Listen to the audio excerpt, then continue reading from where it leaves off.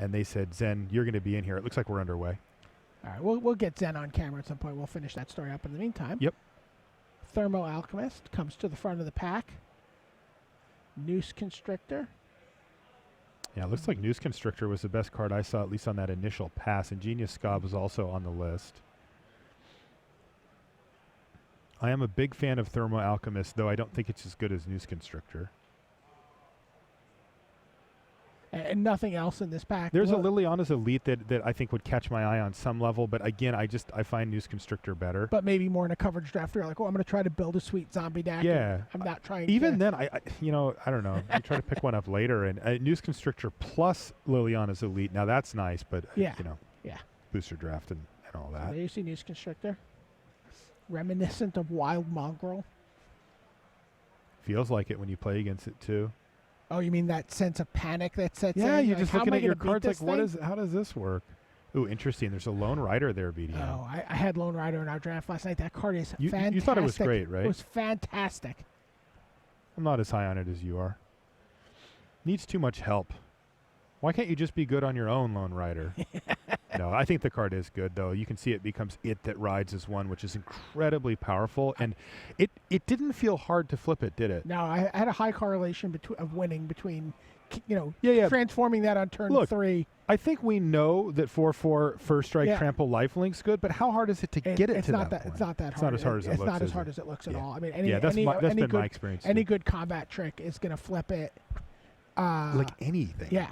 Right? Your opponent wants to block it, but yeah, you still get to Strength of Arms or a Clear Shot's a pretty sweet card with that. Apparently the players can hear us talking, so we'll have to lower our voices a little bit.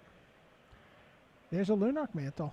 Wow. That was in my deck last night too, for exactly the Lone Rider reason. Wow, I am shocked to see that. Scott just took a Lunarch Mantle third. This is a card that's been very divisive. There are a lot of players who've said, yeah, I like this card. I want to have one in my deck. Ben Sek was talking about his first draft deck that we watched. He was like, oh, I really would have liked a Lunarch Mantle in that deck. Mm-hmm. And then, there's the Marshall Sutcliffes. Yeah, and look, I mean, it's powerful. Like, it's only 2 mana, and the creature gets bigger and can even get evasive. There's some serious upside there for sure, but it is very punishable. Crossroads Consecrator there for Scott? Looks like what he took. Wow. It looks like he's settling to be green-white here. Target attacking human gets +1/+1 until end of turn for green and tap. It's a 1-drop. Human Cleric. There you get a look at it. And he's taking these cards way earlier than I've seen them go so far. Crossroads Consecrator, you can pick those up like 12th. I got to tell you, I'd be nervous here going into pick 5 of the first pack and just not seeing any other premium green or white cards here. Yeah, he is too. He's going to take a black card here instead. Which one did he take? I couldn't quite see what that was. He took a Malevolent.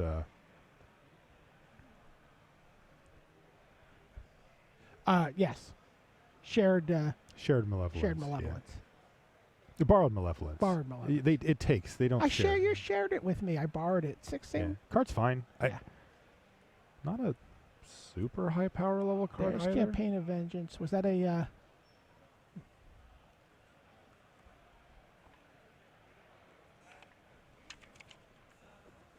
Lupine Prototype? That's what he took there? Is that really what he took? I was hoping it was a Stitcher's Graft. I think it did look like a Lupine Prototype, but he took it very quickly. That's an interesting pick if that were the case. We'll get a look when he goes. He took it super quickly, and that's a weird card, right? It's hard to evaluate. Field Creeper now? Yeah, he took a Field Scott, Creeper. what is going on here? I mean, I feel like there's some kind of plan that he has here. There's an Extricator of Sin. Faithbearer Paladin. He didn't take one earlier.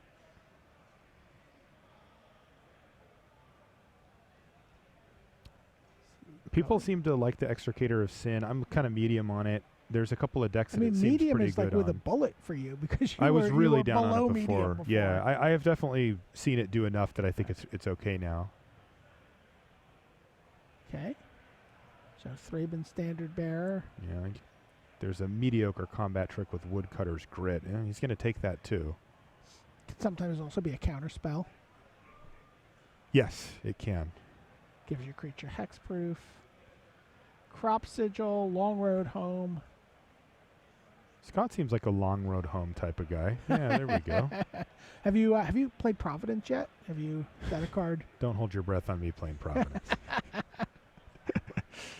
I don't think it's good. Seems like exactly the type of card you would play against Rashad. I think Rashad may be happy about that. Wow, I'm curious to see what this looks like. Pack 1 here as we flip through it. It does not look like any of the other draft decks we've watched. At this point, if I'm in Scott's seat, I'm thinking my deck's kind of a mess, right? It's not focused. Yeah. It doesn't have like a strong game plan yet. Now, we've still got 2 packs to go for him to really find a direction and put it together. But he's going to have to start to really dedicate this deck to a certain type of game plan, whatever it is that he decides it is. Okay, wraps up those last couple cards. Now let's take a look at what's going on here for Scott Lipp. Golden Plate Paler on the last pick. It was also, I believe, the second to last pick. Okay. That was a Lupine prototype that we saw earlier. So it still feels like he's clinging to green-white. It looks like it's some sort of green-white delirium shell. That could be. I mean, it's humans. Like, yeah. Ostensibly, he's playing a humans deck, but it's not there yet. This green-white humans deck is not. It has not come together yet, but he does have a curve of creatures. He's got a few combat tricks. He's keeping it simple. Pretty sweet with Noose Constrictor. You can get it turned on. If you get any fight cards, that card's also really sweet. Very good. Yeah, good point. Prey Upon. Yeah, Prey Upon's a lot better in a deck with Lupine prototype than in a deck without it. Yeah, Owen Turnwald compared it to a Dirkwood Boars. It's like a suspend card. Right? You pay it on turn 2 and you don't have your 5/5. The Dirkwood Baloth. Baloth, excuse me. And you'll get it later, right? Sure. There's a grapple with the pass. Hey, there's a Prey Upon. Oh, look at that. There's a Fiendbinder in there. Oh, I like that card a lot. I've really been impressed with Geist Field Scarecrow. By the way, also good with Prey Upon. Yeah. Oh, Smoldering Werewolf. And a Brazen Wolves. It's like our 2 favorite red cards. Honestly, Scott's going to have a better feel, but I would be really tempted to take the Smoldering Werewolf Scott here. is clearly tempted. I would be too. It's better than any card he has. Arguably. It's really good against most of the cards he has. Indeed. He doesn't take it though. He ended up taking the Prey Upon. Yeah, that's a defensible pick there.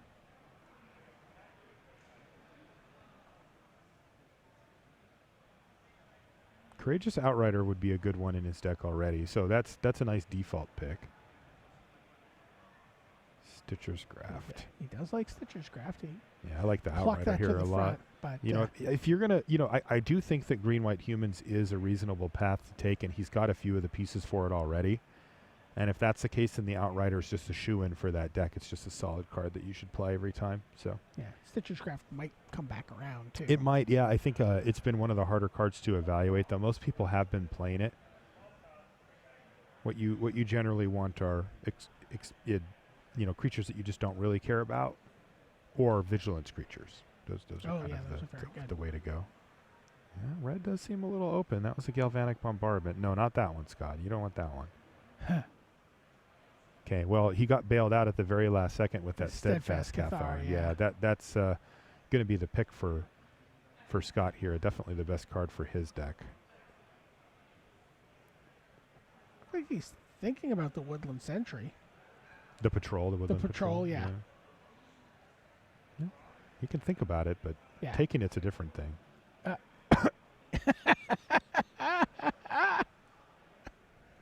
He took it. He did take it. I'm shocked. He kept the Steadfast Cathar on the front. He tricked me. Time, but he tricked me. How did he do did that to me? I think I like the Steadfast Cathar a lot better. I think in that spot. It's interesting. There's another Lunarch Mantle. That's a second pickable card. You're just trying to get me going. I mean, trying. He does take the Lunarch Mantle. Yeah, I mean, I don't know. It's interesting because I think the second one's a lot worse than the first one. That being said, always if you're going sacrifice to be the second all one to in, the first one. be all in. You know, kind of do it. I don't know. Maybe it is just the best strategy is just to jam and hope they don't have a drag under. Right, Drawskill Shieldmate seems good. Drawskill Shieldmate has performed admirably every time I've watched it this weekend. Yeah. I like Backward Survivalist too. I like just definitely. You know, he's definitely got a deck that's going to be able to get Delirium. Yeah. Again, he's got an interesting choice here. You know, his prior pick was a cheaper human versus a slightly more expensive human. Yeah. This is a spirit versus a human, but the cheaper one is the spirit, and he decided to take it. I like that pick from Scott. Well, it also has more impact on the board when it hits play. Oh, Prey Upon. And there's a Lashweed Lurker that he's not going to be able to play. But a Prey Upon at this late is fine. He likes that Crossroads Consecrator, too. He took that one very early out of the last pick, too. He's considering it here, but he does take the much better Prey Upon.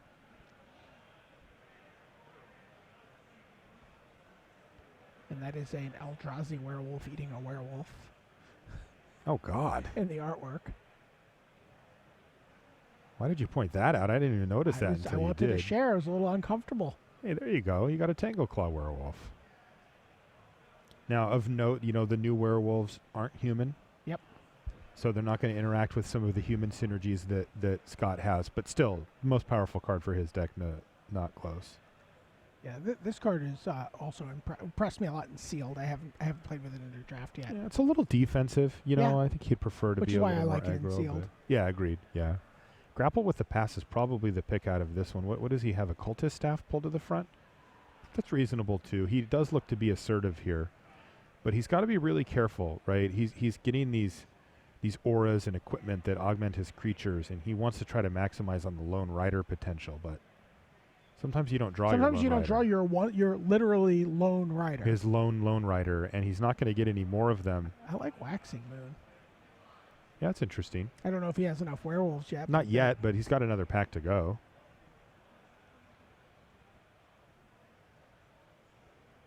Doesn't take... Oh, Wolfkin Bond. Yeah, same with Backwood Survivalists. He's probably just got to take the Survivalist. He takes the Survivalist, yeah, it's a human, synergy as well, so he's going to need that. And it's kind of... it can be a real beast. Just takes the Abundant Maw out of the pool. Yeah.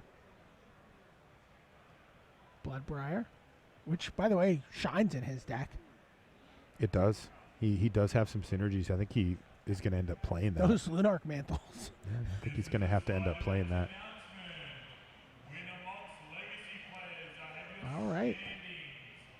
Scott Lipp is now done with Eldritch Moon. We're going to go into the Shadows over Innistrad packs. Let's see what this deck is looking like as he shuffles cards to the front. He got 2 Prey Upons that pack, which is okay. I mean, it's like he doesn't have a lot of great creatures to target on his side of the table with them. You need beef, on your end of the spectrum. I mean, he's really got all a in lot on of 2 and 1 toughness creatures. The Lupine prototype is kind of where he's at. Yep.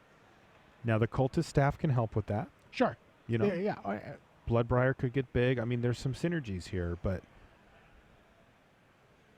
I like that Scott solidified his colors in that second pack. He didn't waver much on that, and now he knows exactly where he's at going in. But yeah, he's not in a great spot. The Lunarch Mantles are going to have to overperform for him.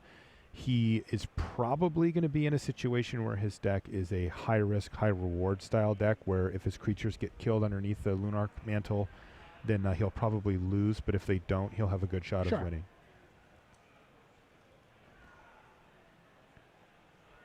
Or under the Prey Upons too, right? Yes. He's just targeting his own stuff a lot, especially if he ends up playing the Cultist Staff on top of all that. A lot of nothing here for him so far. Well, we're back in Shadows over Innistrad now. And he's found an Intrepid Provisioner.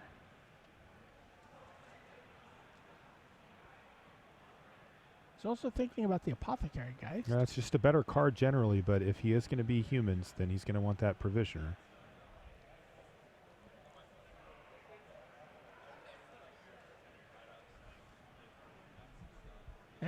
Does take the Provisioner. Card I liked a lot. In, Triple Shadows. It's fine. Yeah. I like the green-white human deck in that format a lot. And just you'd play like 60 land and you'd top out with that or Inspiring Captains. Yeah, it's very good in that deck. Speaking of. Yeah.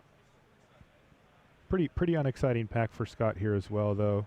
He can take a Confront the Unknown. A Crawling Sensation if he really wants to go weird mode with this deck, or just take the Inspiring Captain. Yeah, that seems to be where he's debating. Captain's a little bit more solid of a pick, but the Confront the Unknown's a solid combat trick. It's a lot worse than it used to be. Yeah, oh yeah. It's almost always just +1/+1, where before you had random times where it was +5/+5, and you just blew out your opponent. And nowadays it's much closer to the vest. So in my mind, it's gone down in value, but it's still playable and fine trick. And wow, these packs are just unkind. You just got to remember, in the first pack, we got about 4 picks in, and he saw almost no green or white cards. And the picks he was making before those within those first 4 or 5 cards were not premium. What you would Not identify even as premium close to green or premium. white cards. So he was getting cut by someone, I believe, green and white in pack 1. He's having a pretty tough go of it here. This deck has not come together beautifully. I will say that I anticipate by the end of the draft, Scott's going to have a serviceable mana curve, some combat tricks, some creature augmentation spells, and he's going to have a functional deck. So it's not like, full train wreck mode here, but his overall power level is not very high. He doesn't have a lot of synergies. He hasn't got a lot of the big payoff cards. He has very little in the way of actual removal. He's got some prey-upons, but, no choking tethers, choking restraint, nothing like that. Strength of Arms over Aim High was the pick there. That's fine. Yeah, he got back-to-back Strength of Arms. That's, that is one of the ways that you can sneak out a win in basically any limited format, is if you have a good mana curve and a bunch of combat tricks. A couple cards here for him. Yeah, pretty easy Thraben Inspector for him here, I would think. Also a Kessig Dire Swine. Again, we talked about the idea that he could be delirium-y. I think that ship has sailed. I do. I think he's going to try to be a straightforward, curve out combat trick, kill you or you dead yet type deck. And, these are the cards that he needs to make it happen. These last 3 picks were actually very good for him. He picked up 3 1-mana spells that affect the board and that actually matter. It's a big deal. Tammio's Journal in the pack. It's interesting. It doesn't fit the theme of his deck in any capacity whatsoever, but it does add a complete separate dimension, to what he could do. There wasn't much else for him anyway. He may as well take it. You're not a big fan of Survive the Night? I'm not, and I really don't like Equestrian Skill. Okay, an actual card. Yep. Another human is also Militant Inquisitor. Yeah, potentially works well with the equipment that he took earlier, the Cultist staff. So, sure. Takes a Militant Inquisitor. Yeah, Militant Inquisitor is the type of card that we give a C, right? Yeah, it's good. It's fine. Yeah, it makes your cut in your deck, and you're like, hey, thanks, buddy. How many equipments does he have? I believe one. Just the staff. Yeah.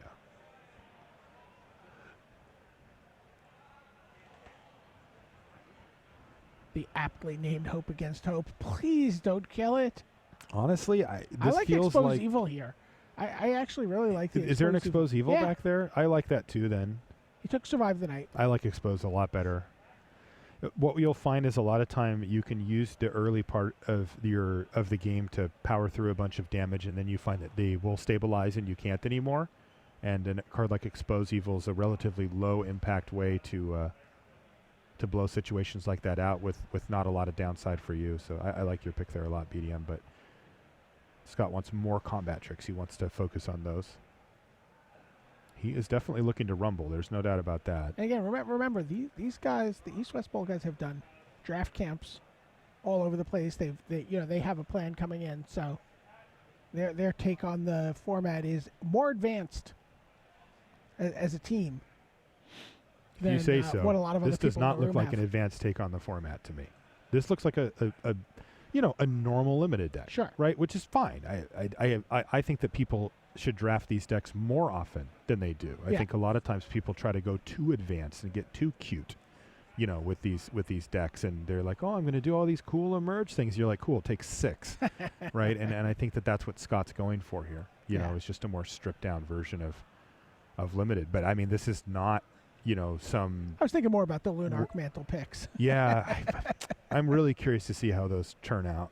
I think that they're, like I said, I don't view them as bad. I view them as high risk. Yes. Yeah. You know, Absolutely. and I think